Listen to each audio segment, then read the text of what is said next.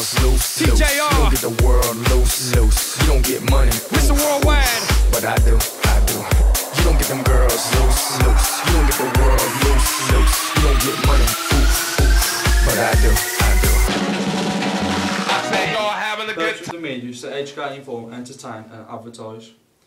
The media educate people by giving them information from past and present, which brings the viewers to have more knowledge about sport. The media informs viewers, which means they then tell people about recent events in sport to bring them up to date. The media entertain the public to gain more viewers. Also brings enjoyment to people that are watching or reading it. The media advertises to also gain more viewers, which results in more money for the media and sporting events. They also advertise. I'm going to be talking about the three types of media. The first is the newspaper. The newspaper provides the public with great knowledge about the sport, when football is on and what teams are playing. It also allows the public to see what players will be playing in the matches, which players are injured and which players have match bans. The downfall of newspapers is that they are very biased and not everything they write in them is accurate information. This puts things into the reader's minds and gives them a bad impression about the sport. The next type of media is the internet. The internet is the newest type of media and probably the best type. It can be accessed at any time and it allows the fans to search and find anything about football. The downfall of the internet is that people broadcast live games, which is illegal to do and makes TV broadcasters like Sky to lose money due to people watching them for free on the internet. Also, not everyone has access to the internet, so they cannot find out important things they need to find out. The last type of media is television. The television is a great form of media and it allows the fans of football to watch live games and match coverages like Match of the Day. The downfall of television is that you have to pay to watch the games due to Sky Sport and ESPN broadcasting them. They cost a lot to watch and not everyone can afford to pay for Sky Sport channels, so they cannot watch them.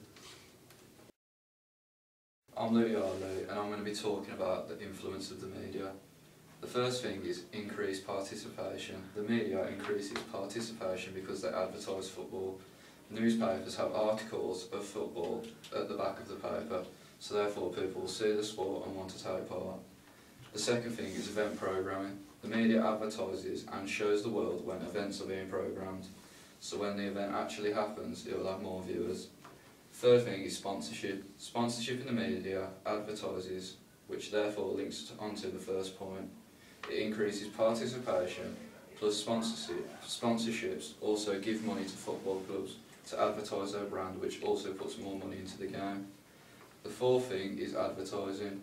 We've already mentioned about advertising quite a lot, but increase participation as viewers will see it and want to try it out, which will result in more money into football. Advertising is one of the media's strongest points, as they do it everywhere.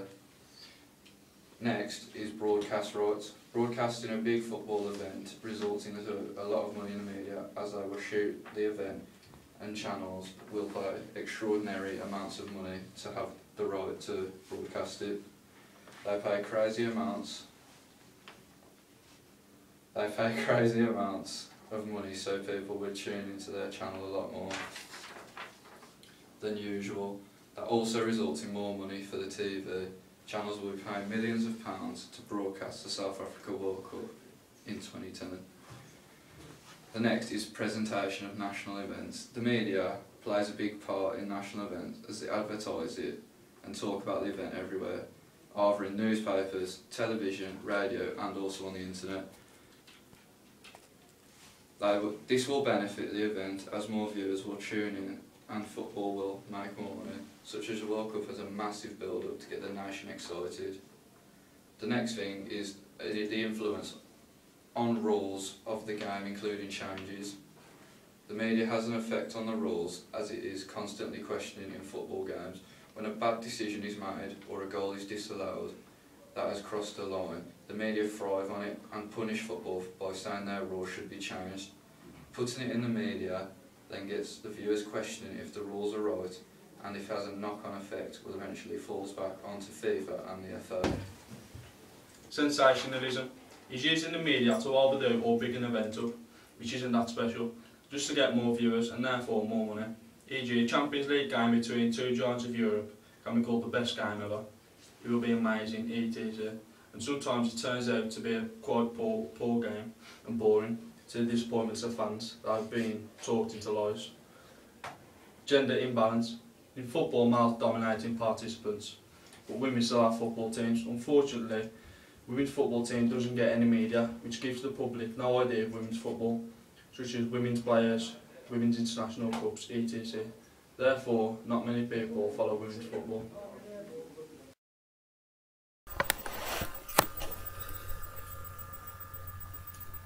Hello, I'm Luke Brittle, and today I'm going to be speaking about how technology has affected football. And in this first instalment, I'm going to speak about how technology has affected equipment and clothing in football.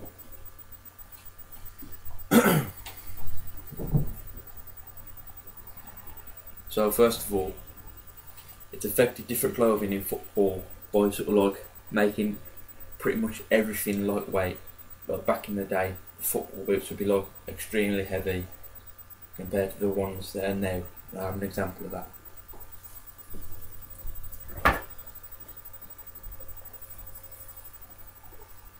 Okay, can you guess which one's the newest one? Yeah, it's this one. I'm joking, it's this one. This football boot is about 7 years old. And compared to this one, it's really heavy, other than this one being 2 sizes bigger, obviously. This one is extremely heavy, and it's like got a really hard leather, and I think it would be nasty around my foot and it wouldn't mould at all. Whereas this one has a really soft and synthetic leather. The studs are placed for the best traction and grip, whereas this one just has randomly placed studs, let's be honest. Best traction and grip. There's a very unique heel protector, whereas if someone kicked the back of your heel, you probably wouldn't even be able to feel it. And in the technology of today, these are Adizero F50s, by the way, by Adidas. And in the technology of today, there's something even newer, and it's called, as soon as I can get it open, the MyCoach Pro Chip. And basically, you put like a little chip into there.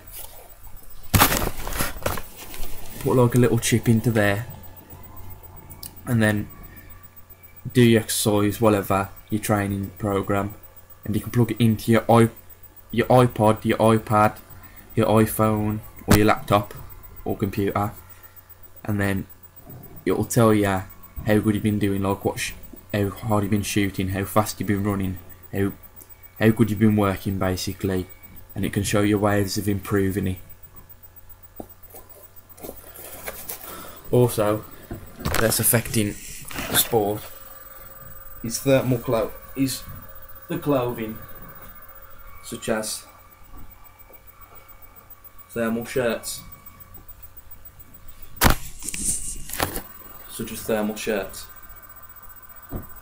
thermal leggings,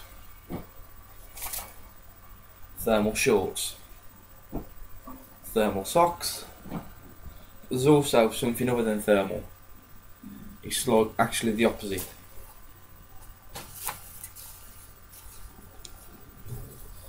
This shirt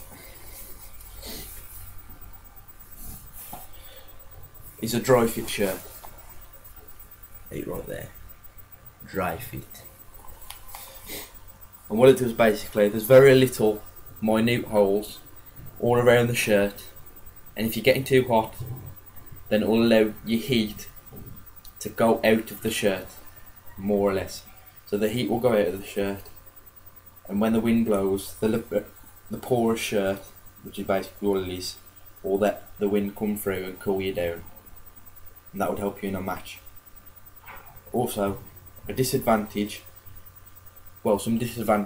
of the sport, of clothing and equipment in sport, is that people believe that it's getting like too overtaken by it. So eventually we'll just be basically running about in armour, doing sport, but it'll be super lightweight and you'll be able to run and jump and everything.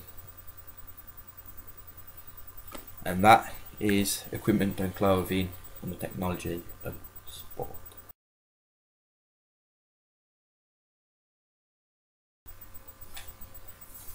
On this next instalment, I'm going to be talking about how technology has affected the rules and officials in football.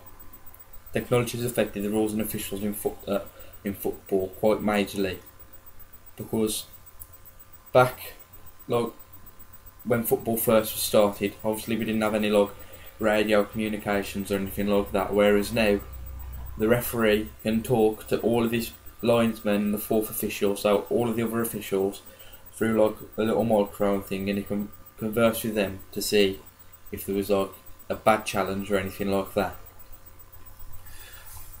But a disadvantage of that is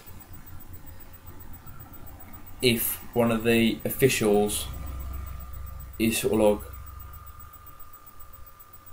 has seen a bad challenge and it cuts off and they can't hear it because their microphone's broken and they can't speak to anyone, then it wouldn't be able to say, unless the was waving the flag, and the referee could be looking the opposite direction by then. Also, another thing that will help the rules and officials, well, mainly the rules, is new goal line technology. Goal line technology is basically something where there's a chip installed into the middle of a football, and there's all cameras or infrared detectors all around the goals. So there's infrared detectors all there. And when the ball goes through that, when the chip goes through it, it will go off and it will send something a little message to the referee's wristwatch saying it's a goal. Another disadvantage of that would be halfway through the football is where the chip is. So square in the centre is where the chip is. In the rules of football, the ball has to go all the way over the goal line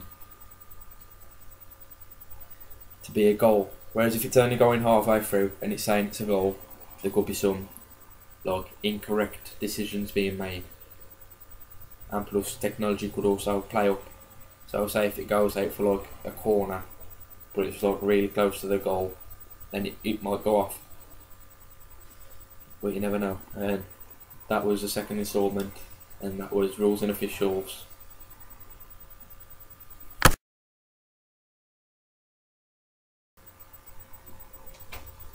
On this third instalment, I'm going to be talking about how technology has affected the viewing experience of football. Technology has affected the viewing experience of football through basically now you can do anything to watch it. You can listen to the football, you can get it up on your mobile phone, get Sky Sports app or something like that and read all the commentary.